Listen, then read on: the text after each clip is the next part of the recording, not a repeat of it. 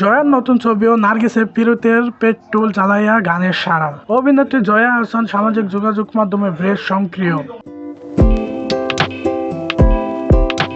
নিয়মিতই নিজের কাজের খবর থেকে দিন যাপনের গল্প ভাগ করে নেন ভক্তদের সঙ্গে। নতুন ছবি দিয়ে ফোক শিল্পী নার্গিসের পিরুতের পেট্রোল জ্বালাইয়া গানটি দিয়ে মন্তব্য করেছেন কেউ কেউ।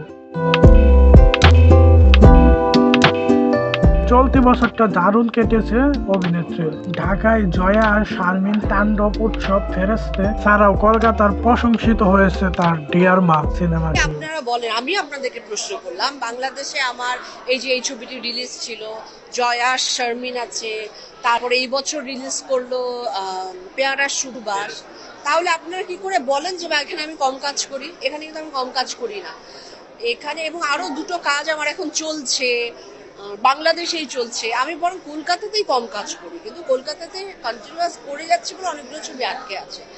বাংলাদেশে কিন্তু আমি অনেক কাজ করি, এটা কিন্তু এবং এগুলো রিলিজ করতে হয়তো একটু দেরি হয়। যেমন এই ছবিটি সময় মতন রিলিজ হয়ে গেল, তো এটা খুব আনন্দের খবর। আমি দু জায়গাতেই সব জায়গাতেই কাজ করছি, এবং এই কথা ঠিক আমি মানি না যে বাংলাদেশে আমি কম কাজ করি।